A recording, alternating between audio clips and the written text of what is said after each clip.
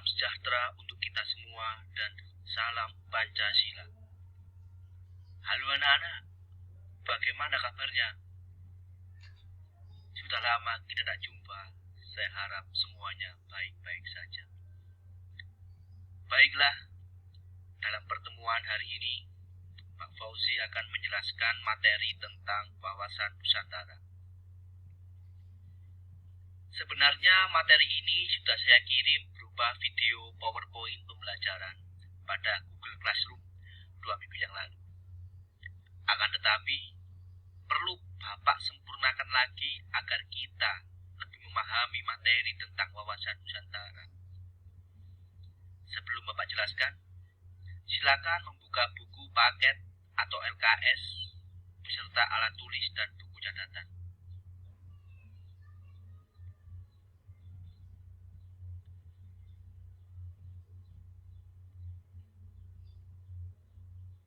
Baiklah anak-anak, penjelasan akan saya mulai. Anak-anak, menurut kalian, apa yang dimaksud dengan wawasan Nusantara? Bapak harap semua sudah paham, dikarenakan materi ini sudah dipelajari sejak 2 minggu yang lalu.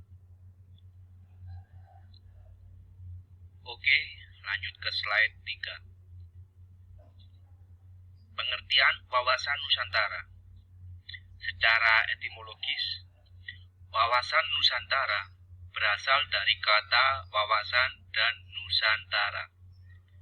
Wawasan berasal dari kata wawas dalam bahasa Jawa yang berarti pandangan, tinjauan, dan penglihatan indrawi. Wawasan berarti pula cara pandang dan cara melihat. Sedangkan Nusantara berasal dari kata nusa dan antara. Nusa artinya pulau atau kesatuan kepulauan. Antara artinya menunjukkan letak antara dua unsur. Jadi, Nusantara adalah kesatuan kepulauan yang terletak antara dua benua, yaitu benua Asia dan Australia, dan dua samudra, yaitu Samudra Hindia dan Pasifik. Berdasarkan pengertian modern, kata Nusantara digunakan sebagai pengganti nama Indonesia.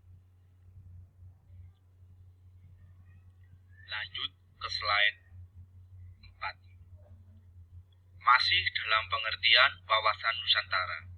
Tadi sudah dibahas menurut etimologis dan sekarang secara terminologis. Menurut Prof. Van Usman, wawasan Nusantara adalah cara pandang bangsa Indonesia mengenai diri dan tanah airnya sebagai negara kepulauan dengan semua aspek kehidupan yang beragam.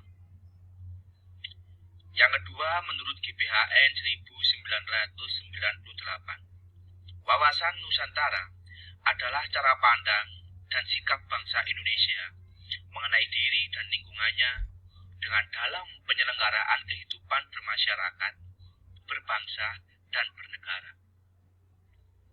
Yang ketiga, menurut kelompok kerja wawasan Nusantara untuk diusulkan menjadi TAP MPR yang dibuat Lemhanas atau Lembaga Pertahanan Nasional tahun 1999, yaitu cara pandang dan sikap bangsa Indonesia mengenai diri dan lingkungannya yang serba beragam dan bernilai strategis dengan mengutamakan persatuan dan kesatuan bangsa serta kesatuan wilayah dalam penyelenggaraan kehidupan bermasyarakat, berbangsa, dan bernegara untuk mencapai tujuan nasional.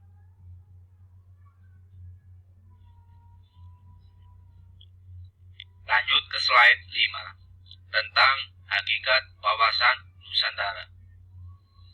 Hakikat wawasan Nusantara adalah keutuhan Nusantara dalam pengertian cara pandang yang selalu utuh menyeluruh dalam lingkup Nusantara demi kepentingan nasional.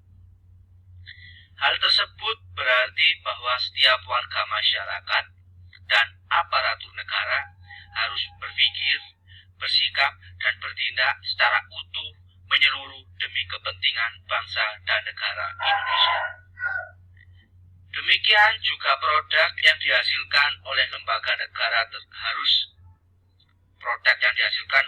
negara harus dalam lingkup dan demi kepentingan bangsa dan negara Indonesia tanpa menghilangkan kepentingan lainnya seperti kepentingan daerah, golongan, dan perorangan.